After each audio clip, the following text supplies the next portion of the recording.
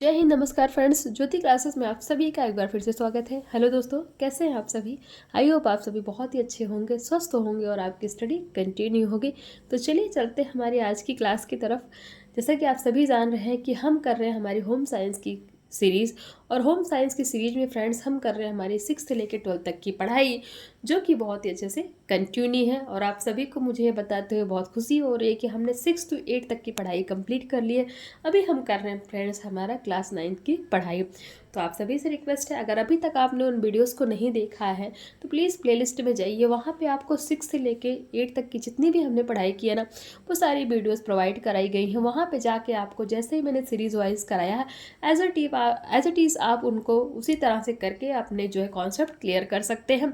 और कमेंट के माध्यम से अपनी राय हमें अवश्य बताइए कि ये जो सीरीज़ है वो आपको अच्छी लग रही है कि नहीं लग रही, क्योंकि ये सीरीज को कराने का हमारा एक ही उद्देश्य है कि एक बार आप अपना होम साइंस का सिलेबस कंप्लीट कर लें, फिर होम साइंस से रिलेटेड कोई भी किसी भी स्टेट में वैकेंसी निकलती है ना दोस्तों, तो आप उस वैकेंसी को क्लियर करने के लिए अपने आप को प्रिपेयर पाएँ। तो ये तो थी फ्रेंड्स हमारा जो हम कर रहे हैं हमारी सीरीज के बारे में मैंने कुछ पॉइंट्स आपको बताए। और हाँ, अगर अभी तक चैनल को सब्सक्राइब नहीं किया है ना, तो ऐसी इंटरेस्टिंग वीडियोस को पाने के लिए चैनल को सब्सक्राइब कर लीजिए, बेल आइकन प्रेस कीजिए, जिससे जब भी वीडियो अपलोड होती है नोटिफिकेशन आपके पास पहुंच जाए। और इस वीडियोस को फ्रेंड्स ज़्यादा से ज़्यादा अपने दोस्तों के साथ भी शेयर कीजिए, जिससे उनकी भी पढ़ाई क्या कंटिन्यू हो सके। और हाँ, कमेंट के माध्यम से अपनी राय हमें अवश्य बताइए। और हाँ, आज हमने जो मॉर्निंग की क्लास किया था ना फ्रेंड्स, एक बार उसका क्विक रिविज़न कर लेते हैं।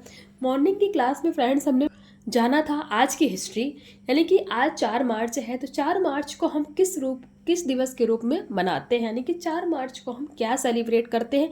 फटाफट कमेंट करके बताइए कि 4 मार्च को हम किस दिन के रूप में मनाते हैं। ये हमने आज की हिस्ट्री जानी थी। और हमने किया था फ्रेंड्स हमारा जो चैप्टर 6 है क्लास 9 का, उसके क्वेश्चन आंसर्स की प्रैक्टिस आप स्क्रीन पर देख पा रहे हो। ये है हमारे क्वेश्चन आंसर जिनके हमने प्रैक्टिस की थी। तो ये था फ्रेंड्स हमारा प्रीवियस क्लास। तो आई होप आपने इस वीडियो को देखा हो। अगर नहीं देखा है तो प्लेलिस्ट में जाइए, वहाँ से जा करके आप इन वीडियोस को वॉच आउट कर सकते हैं। तो चलिए चलते हैं हमारे आज की क्लास की तरफ। देखते हैं आज की क्लास में फ्रेंड्स हम करने वाले हैं हमारा चैप्टर 7। और चैप्टर 7 में फ्रेंड्स हम करेंगे वायु शुद्धता, महत्व एवं संवातन के बारे में हम जानेंगे। इट मीन्स आप कह सकते हैं air purity, importance and ventilation, यानी कि वायु शुद्धता, महत्व एवं संवातन को हम किस नाम से इंग्लिश में जानते हैं? Air purity, importance and ventilation के बारे में हम जानेंगे कि इन सारे ही पॉइंट्स को हम कवर करेंगे। एक बार इस चैप्टर को स्टार्ट करने के पहले मैं आपको कुछ इंपॉर्टेंट पॉइंट्स दिखा देती हूँ जो कि हम इस चैप्टर में करने वाले हैं। हमारा पहला जो है पॉइंट हुआ है वायु का संगठन, दूसरा है शुद्ध वायु का महत्व जीवन में, महत्व यानी कि शुद्ध वायु का मानव जीवन में क्या महत्व है, इसके बारे में हम जानेंगे। वायु में अशुद्धियां उत्पन्न करने वाले कारक कौन से हैं, वायु का शुद्धिकरण, फिर देखेंगे हम संवातन, संवातन का सिद्धांत, संवातन के प्रकार, संवातन के साधन, घर के लिए आदर्श संवातन, संवातन का महत्व। तो ये जितने भी फ्रेंड्स ये टॉपिक हैं, ये सारे ही टॉपिक को फ्रेंड्स हम इस चैप्टर के माध्यम से कंप्लीट करेंगे। आई होप आपका एक बार आपको पूरा ओवरव्यू मिल गया होगा कि आप पूरे इस चैप्टर में करने क्या वाले हैं। तो चलिए स्टार्ट करते हैं हमारी आज की क्लास। वायु संसार के सभी जीव जंतुओं के लिए आवश्यक होती है। आप सभी जानते हैं कि हवा जो है, चाहे वह मनुष्य हो चाहे कोई जीव जंतु हो, सभी के लिए आवश्यक होती है। वायु के बिना पृथ्वी पर कोई भी जीव जीवित नहीं रह सकता। केवल जंतु जगत ही नहीं बल्कि वनस्पति जगत के लिए भी वायु महत्वपूर्ण है। स्वस्थ एवं निरोग रहने के लिए स्वच्छ वातावरण तथा शुद्ध वायु मानव की सबसे महत्वपूर्ण आवश्यकता है। तो ये हमने वायु के इम्पोर्टेंस के बारे में जाना। अब हम देख लेते हैं वायु का संगठन। It means composition of air के बारे में हम जानते हैं। वायु का संगठन को हम क्या कहते हैं? कंपोजिशन ऑफ एयर के नाम से जानते हैं। तो देखते हैं ये कंपोजिशन ऑफ एयर है क्या। वायु मुख्यतः ऑक्सीजन व नाइट्रोजन गैस का मिश्रण होती है। इनके अतिरिक्त वायु में कार्बन डाइऑक्साइड, ओजोन, आर्गन, जल वाष्प आदि गैसें अल्प मात्रा में पाई जाती हैं। वायु का लगभग 1/5वां भाग क्या होता है? ऑक्सीजन होता है। यानी कि पूरी वायु में जो 1/5वां भाग है वो क्या होता है? पूरा ऑक्सीजन होता है। ये आपको पता होना चाहिए, इंपॉर्टेंट है, आप इसको स्टार मार्क कर सकते हैं। वायुमंडल में उपस्थित विभिन्न गैसों की प्रतिशत मात्रा को निम्न चित्रों में प्रदर्शित किया गया है। तो ये आप ये फिगर देख रहे हैं ना, तो ये आपको क्या इसमें दर्शाया गया है कि जो वायु में ऑक्सीजन जो गैस पाई जाती है वो कितनी मात्रा में पाई जाती है? 20.95%, कार्बन डाइऑक्साइड 0.03%, नाइट्रोजन पाया जाता है 78.08% और अन्य गैसें जैसे कि आर्गन, कार्बन मोनोऑक्साइड, हाइड्रोजन, जलवाष्प इत्यादि जो ये सारी गैसें हैं ये पूरी मिलाकर कितनी पाई जाती हैं? 0.94%। तो ये सब इस मात्रा में पाई जाती है। इट मीन्स वायु में सबसे अधिक कौन सी गैस पाई जाती है? तो नाइट्रोजन पाई जाती है। आई थिंक आपको ये फिगर समझ में आया होगा। बहुत ही इंपॉर्टेंट है, आपको पता होना चाहिए कि वायु में कौन सी गैस कितनी मात्रा में पाई जाती है। तो ये आप इसको लर्न कर लीजिए, बहुत ही इंपॉर्टेंट है एग्जाम के पॉइंट ऑफ व्यू से। अब देखते हैं वायु में उपस्थित विभिन्न गैसों की प्रतिशत मात्रा का तालिका के रूप में विवरण यहाँ पे दिया गया है कि जो वायु में उपस्थित अलग अलग गैसें होती हैं वो कितनी मात्रा में पाई जाती है। गैसों का नाम आयतन के अनुसार और उनके भार के अनुसार, यानी कि आयतन को क्या बोलते हैं? वॉल्यूम। जो वॉल्यूम होता है उसके अनुसार और उसके वेट के अनुसार गैसों का नाम देख लेते हैं क्या है। तो फ्रेंड्स, पहली गैस है हमारी ऑक्सीजन। ये अपने आयतन के अनुसार 20.95% पाई जाती है। और वायु जो इस गैस का वायु में जो वेट होता है वो कितना होता है? 23.14%। नाइट्रोजन गैस का देख लेते हैं 78.08% अपने आयतन के अनुसार यानी कि वॉल्यूम के अनुसार पाई जाती है। और 75.52% ये अपने वेट के यानी कि भार के अनुसार पाई जाती है। दूसरा देखते हैं, और आर्गन, कार्बन मोनोऑक्साइड, हाइड्रोजन व अन्य गैसें ये हमारी कितनी है? 0.90%। और जो है भार में क्या पाई जाती है? अल्प मात्रा में, यानी कि बहुत ही कम मात्रा में पाई जाती है। कार्बन डाइऑक्साइड 0.03% और अपने वेट के अनुसार ये बहुत ही अल्प मात्रा यानी कि कम मात्रा में पाई जाती है। जलवाष्प वायु में 0.04% पाया जाता है अपने वॉल्यूम के अकॉर्डिंग, और अल्प मात्रा में अपने भार के अनुसार जो है जलवाष्प वायु में पाया जाता है। तो यानी कि ये सारी जो गैसें हैं, आपने ये फिगर देखा ना, इसी फिगर को एक इन्होंने सारणी के रूप में प्रदर्शित कर दिया जिससे कि आपको चीज़ें अच्छे से समझ में आए। आई होप आपको ये जो हमने देखा है ना, ये चार्ट ही आपको समझ में आया हो और फिगर के अकॉर्डिंग भी आपने इन चीज़ों को समझी हो। फिर भी कोई डाउट होता है फ्रेंड्स तो प्लीज़ कमेंट करके पूछिए, मैं आपके डाउट्स लेने का प्रयास करूँगी।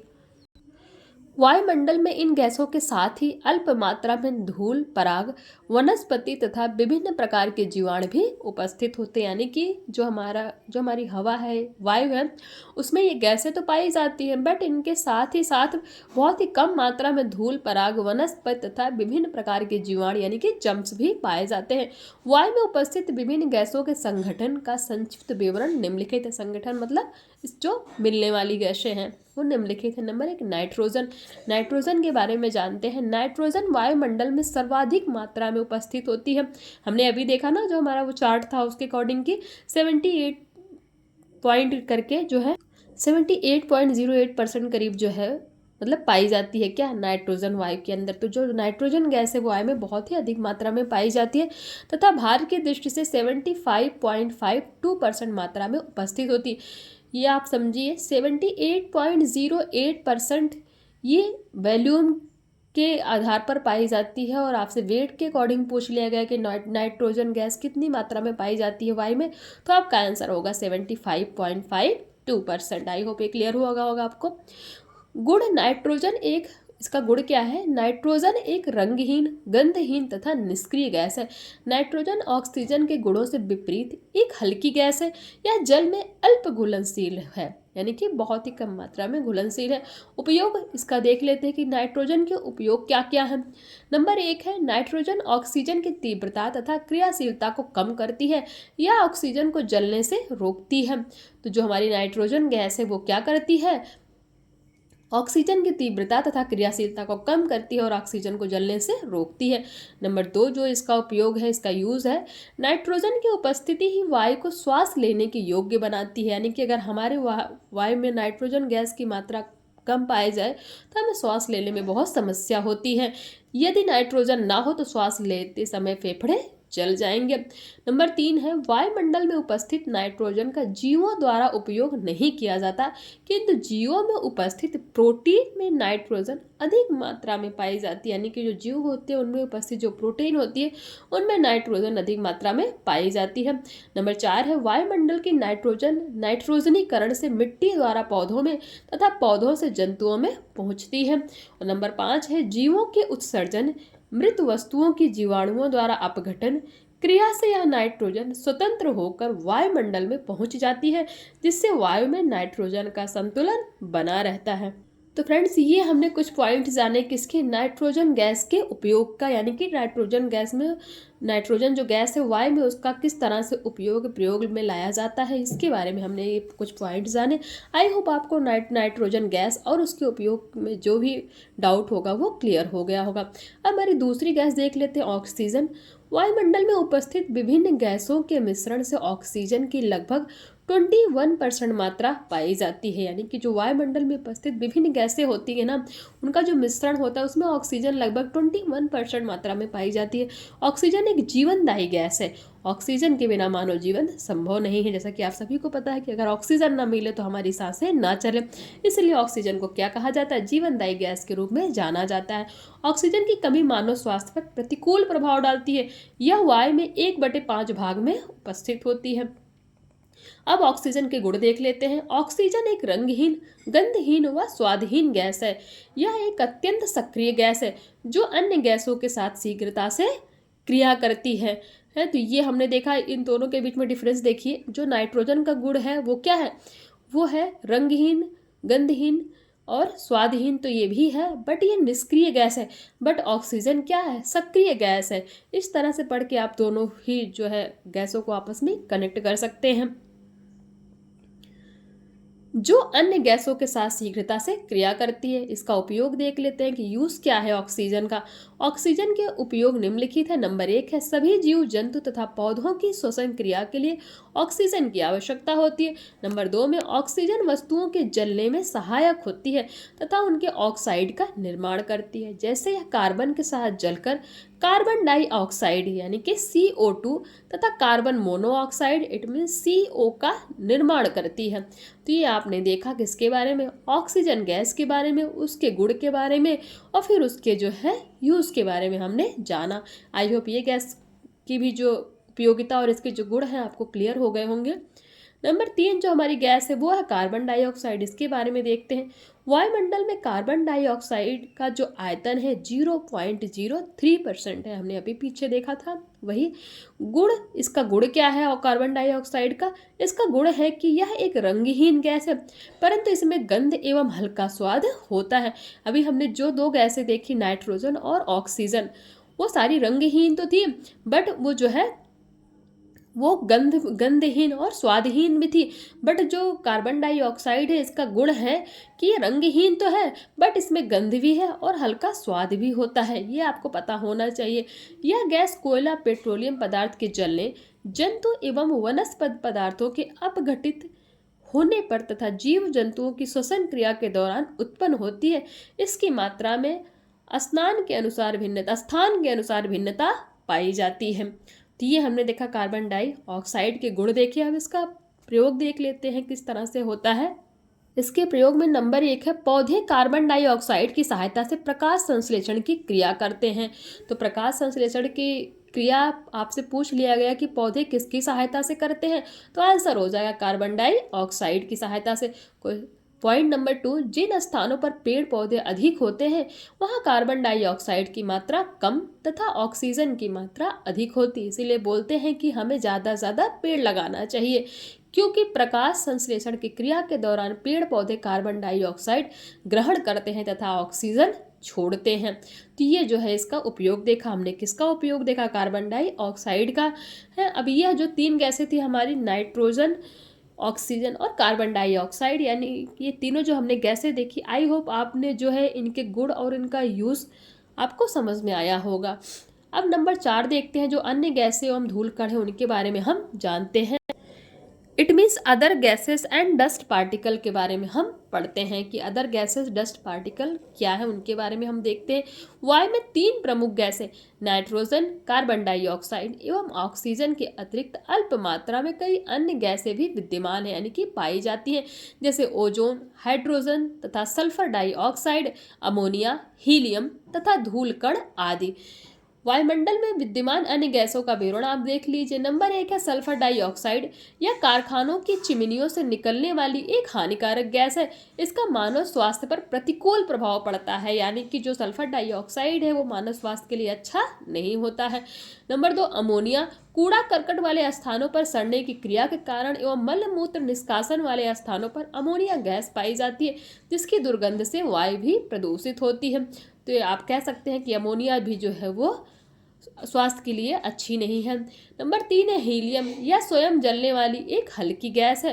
Number 4 hydrogen. यह स्वयं जलने वाली सबसे हल्की गैस है। हाइड्रोजन सभी पदार्थों के साथ यौगिक बना लेने वाली अत्यधिक क्रियाशील गैस है। Number 5 ozone. यह पहाड़ी क्षेत्र एवं समुद्र तट पर अधिक मिलने वाली एक अत्यधिक क्रियाशील एवं हल्की गैस है। यह जीवाणुओं को शीघ्रता से नष्ट कर देती है। और नंबर 6 में देखते हैं धूल कण यानी कि डस्ट पार्टिकल के बारे में देखते हैं। वायुमंडल में रेत, रेसे, तिनके, मिट्टी, विभिन्न पौधों के बीजाणु, परागकण आदि वायु में तैरते रहते हैं, जिन्हें धूल कण कहा जाता है। तो ये जो अन्य गैसें एवं धूल कण थे उनके बारे में हमने जाना। नंबर 5 है हमारा क्या है, जल वाष्प के बारे में हम जानते हैं। जल वाष्प को आप वाटर वेपर के नाम से जानते हैं। तो वाटर वेपर यानी कि जलवाष्प के बारे में देखते हैं। वायुमंडल में अल्प मात्रा में जलवाष्प भी विद्यमान रहती है, जिसमें समय समय पर परिवर्तन होता रहता है। वायुमंडल के तापमान से जलवाष्प की मात्रा घटती बढ़ती रहती है। वायु का तापमान घटने पर जलवाष्प की मात्रा बढ़ जाती है। यदि वायु में जलवाष्प की मात्रा में वृद्धि होती है तो वायु भारी व नम हो जाती है, जिसके परिणाम स्वरूप विभिन्न प्रकार के रोगों के जीवाणु उत्पन्न होने लगते हैं। इसलिए वर्षा काल में अनेक रोग उत्पन्न हो जाते हैं। तो आपसे पूछ लिया गया कि जब बारिश होती है उस टाइम अनेक रोग उत्पन्न क्यों हो जाते हैं। आपका आंसर होगा कि वायु में जलवाष्प की मात्रा की वृद्धि हो जाती है, यानी कि वायु में जो जलवाष्प की मात्रा है वो अधिक हो जाती है। इसकी वजह से वायु भारी हो जाती है और नम हो जाती है। इसलिए जो बारिश का मौसम आता है यानी कि रेनी सीजन आता है उस टाइम जो है बहुत सारे रोग होने लगते हैं। तो ये फ्रेंड्स हमने कुछ गैसों के बारे में जाना। आई होप ये आपको क्लियर हुआ होगा। इसी टॉपिक से रिलेटेड कुछ क्वेश्चन यहाँ चेक पॉइंट्स के माध्यम से दिए गए हैं। नंबर 1 है वायुमंडल में मुख्य रूप से कौन कौन सी गैसें पाई जाती हैं। हमने अभी जस्ट पढ़ा, बताइए कमेंट करके किस गैस के जीवनदायी गैस कहा जाता है, यानी कौन सी ऐसी गैस है जिसको जीवनदायी गैस कहा जाता है। हमने इसको भी पढ़ा अभी। किस गैस की सहायता से पौधे प्रकाश संश्लेषण की क्रिया करते हैं, बताइए कमेंट करके। इसको सॉल्व करने की भी कोशिश करिएगा और कमेंट में बताइए कि आपसे क्वेश्चन सॉल्व हो रहे हैं कि नहीं हो रहे। ओजोन गैस मुख्य रूप से किन क्षेत्रों में पाई जाती है। तो ये हमारे जो क्वेश्चन है बहुत ही इंपॉर्टेंट क्वेश्चन है फ्रेंड्स। जो आपका टीजीटी पीजीटी का एग्जाम्स होता है ना फ्रेंड्स, कहीं और से नहीं आता। मैं बार बार बोल रही हूँ, इन्हीं से रिलेटेड जो है क्वेश्चन पूछे जाते हैं। बट यहाँ पे जो है आपको लिखना है इन क्वेश्चन के आंसर, वहाँ पे आपको जो है मल्टीपल चॉइस क्वेश्चन के फॉर्म में ये जो है सारे क्वेश्चन पूछे जाते हैं। तो इसलिए ये सारे क्वेश्चन ही बहुत ज़्यादा इम्पॉर्टेंट है। अब फ्रेंड्स 1-2 पॉइंट और देख लेती हूँ। सोच रही हूँ कि 2-3 मिनट और आपको क्लास करा दूँ, क्योंकि ये थोड़ा सा मैं कवरअप कराना चाहती हूँ। तो नेक्स्ट है हमारा जो टॉपिक है, शुद्ध वायु का मानव जीवन में क्या महत्व है, यानी कि जो शुद्ध वायु है उसका जीवन में क्या महत्व है। Importance of clean air in human life. देखते हैं कि importance of clean air in human life क्या है। अब देख लेते हैं। शुद्ध वायु मानव अस्तित्व एवं उसके उत्तम स्वास्थ्य के लिए आवश्यक होती है। हम सभी जानते हैं मानव शरीर में वायु मुख्यतः निम्न 2 प्रकार के कार्यों को करती है। नंबर 1 क्या करती है देखते हैं। नंबर 1 है श्वसन क्रिया में गैसों का लेन देन करती है। Exchange of gases during respiration. तो देखते हैं कि किस तरह से जो है हमारी exchange of gases during respiration करती है। देखते हैं फटाफट। श्वसन क्रिया के माध्यम से वायुमंडल में उपस्थित शुद्ध वायु हमारे शरीर के अंदर प्रविष्ट होती है, यानी कि आती है।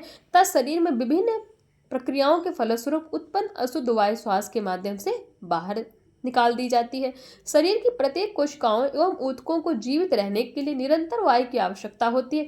इस कारण शरीर में निरंतर ऑक्सीजन की पूर्ति आवश्यक होती है। श्वास के माध्यम से ऑक्सीजन फेफड़े में पहुंचाती है तथा फेफड़े द्वारा रक्त में प्रविष्ट होकर रक्त परिभ्रमण के द्वारा कोशिकाओं एवं ऊतकों में प्रवेश करके उनका पोषण करती है। कोशिकाओं में जब ऑक्सीजन कार्बन से मिलती है तो वह कार्बन डाइऑक्साइड CO2 तथा जब हाइड्रोजन से मिलती है तो जल H2O बन जाती है। यहाँ पे ध्यान दीजिएगा कि जब कोशिकाओं में जब ऑक्सीजन कार्बन से मिलती है तो किस गैस का निर्माण होता है, वह कार्बन डाइऑक्साइड CO2 बनाती है तथा जब हाइड्रोजन से मिलती है तो जल H2O बन जाती है। तो ये आपको पता होना चाहिए।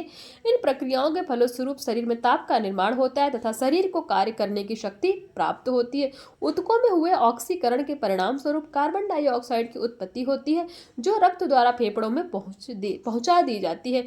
यहाँ से श्वसन प्रक्रिया द्वारा इसे बाहर निकाल दिया जाता है। शरीर में उपस्थित कोशिकाएं ऑक्सीजन के अभाव में मृत हो जाती है, यानी कि खत्म हो जाती है, जिससे उस प्राणी की भी मृत्यु हो जाती है।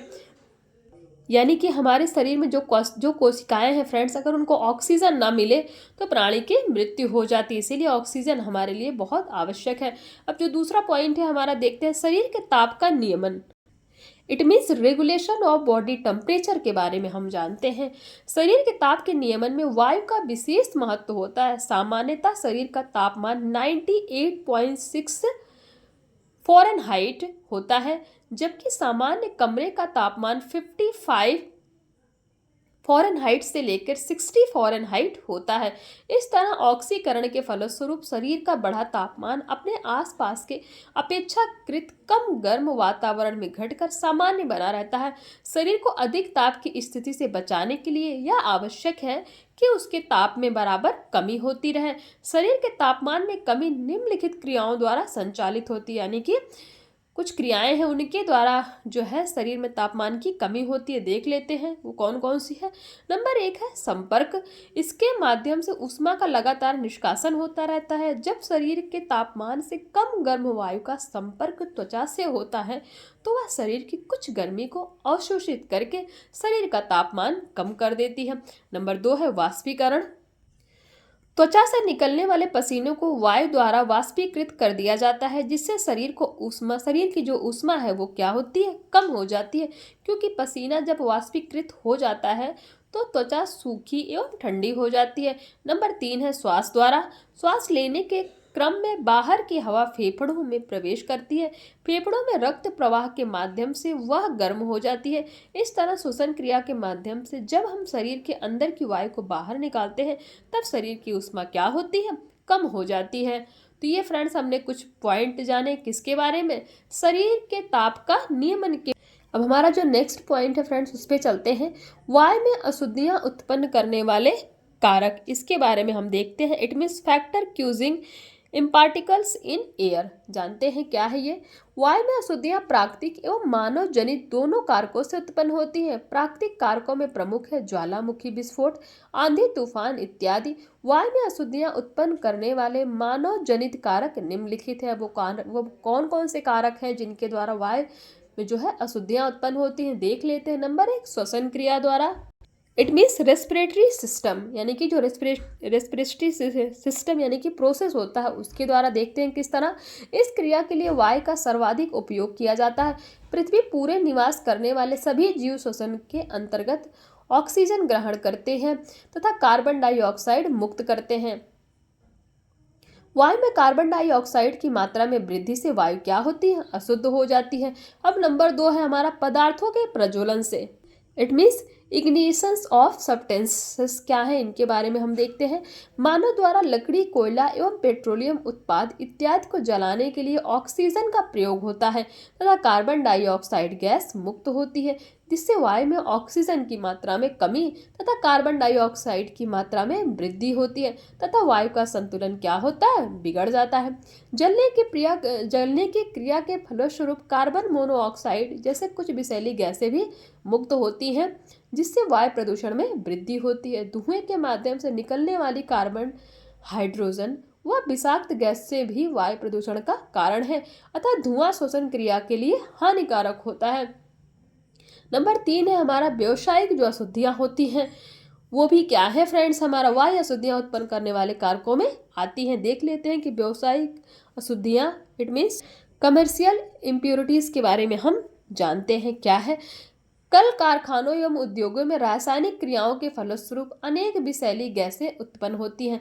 Carbon dioxide, carbon monoxide, sulphur dioxide इत्यादि हानिकारक गैसें इन उद्योगों से निकलकर वायुमंडल में पहुंचती हैं तथा उसे प्रदूषित करती हैं। तो ये भी एक कारण है किसका, वायु में अशुद्धियां उत्पन्न करने वाले कारकों में आता है। नंबर 4 है सड़ने की क्रिया। जब कोई चीज़ सड़ जाती है, साग सब्जियां, मृत प्राणियों के शरीर, फल, खराब भोजन इत्यादि के सड़ने से विभिन्न प्रकार की विषैली गैसें जैसे carbon dioxide, hydrogen sulphide, ammonium hydrogen sulphide, carbon disulphide इत्यादि उत्पन्न होती है।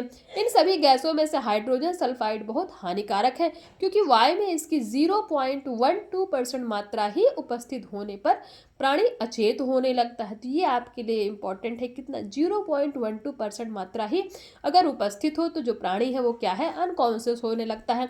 यह गैस शुद्ध वायु से मिलकर श्वास नलिका एवं गले में जलन पैदा करती है। कौन सी गैस फ्रेंड्स, तो ये जो हमने जाना इन सारी गैसों के बारे में, जो हाइड्रोजन सल्फाइड, ये जो हमारी जो गैस है इससे क्या होती है, ये अगर मिल जाती है तो श्वसन नलिका एवं गले में जलन पैदा करती है। नंबर 5 है रोगाणु, यानी कि जो हमारे जम्स होते हैं उनका क्या इसमें रोल है, किसमें, वायु में अशुद्धियाँ उत्पन्न करने में। देख लेते हैं, वातावरण में उपस्थित रोगाणु को वायु से मिलकर वातावरण को प्रदूषित करते हैं। ये रोगाणु मानव स्वास्थ्य के लिए हानिकारक होते हैं। इन रोगाणुओं के कारण क्षय रोग, इन्फ्लुएंजा, खसरा इत्यादि रोग फैलते हैं। अब देखते हैं हमारा नंबर 6 जो है धूल कण यानी कि डस्ट पार्टिकल भी जो है वो भरपूर योगदान देता है किसमें, वायु में अशुद्धियाँ उत्पन्न करने में। किस तरह देखते हैं, वातावरण में उपस्थित धूल कण भी वायु को अशुद्ध करते हैं। ईंट भट्टे, चूना खनिज उत्खनन केंद्र, गिट्टियां एवं चट्टान तोड़ने वाली जगहें इत्यादि वायु जनित रोग जैसे, कहाँ पे थे हम फ्रेंड्स, हाँ, जगहें इत्यादि धूल कणों के प्रमुख स्रोत हैं। धूल कणों से प्रदूषित वायु में श्वास लेने से अनेक वायु जनित रोग जैसे निमोनिया, क्षय रोग, नेत्र विकार, श्वसन संबंधी विकार इत्यादि उत्पन्न हो जाते हैं। तो इसका भी जो है बहुत ही बड़ा रोल होता है किसमें, वायु में अशुद्धियाँ फैलाने का। अब देख लेते हैं नंबर 7 जो हमारा कारण है उसके बारे में हम जानते हैं कौन सा कारक है। नंबर 7 है हमारा परमाणु शक्ति के उपयोग से, यानी कि न्यूक्लियर पावर इज यूज्ड के माध्यम से देखते हैं कि किस तरह वायु अशुद्धि होती है। वायुमंडल में सर्वाधिक प्रदूषण परमाणु शक्ति के प्रयोग से होता है। परमाणु बमों के विस्फोट से जो रेडियो धर्मिता फैलती है वह वर्षों तक वायुमंडल में विद्यमान रहती है। यह रेडियो धर्मिता मानव एवं वनस्पति जगत पर दुष्प्रभाव डालती है। तो ये फ्रेंड्स हमारा जो है हमने क्या जाना, हमने जाना वायु में अशुद्धियाँ उत्पन्न करने वाले कारक के बारे में हमने कुछ पॉइंट्स जाने। आई होप आपको ये समझ में आया होगा। तो आज की क्लास को मैं यहीं पे स्टॉप करती हूँ कि क्लास थोड़ी सी बड़ी हो जाएगी। तो आई होप आज की क्लास आपको समझ में आई हो, आपका कॉन्सेप्ट क्लियर हुआ हो। अगर फिर भी कुछ छूट गया हो फ्रेंड्स तो कमेंट करके आप जो है हमसे पूछ सकते हैं, हम आपके क्वेश्चन का आंसर देने का पूरा प्रयास करेंगे। तो मिलते हैं हमारी कल की क्लास में, तब तक के लिए जय हिंद, नमस्कार। हंसते रहिए, मुस्कुराते रहिए और एक दूसरे की हेल्प करते रहिए। और हाँ फ्रेंड्स, कमेंट करके बताइए कि आज जो है हमारा क्या है, आज हमारा है 4 मार्च और 4 मार्च को हम किस डे के रूप में सेलिब्रेट करते हैं, कमेंट के माध्यम से बताइए। अगर आपने मॉर्निंग की क्लास देखी होगी तो आपको पता होगा। चलिए मिलते हैं नेक्स्ट क्लास में, तब तक के लिए जय हिंद।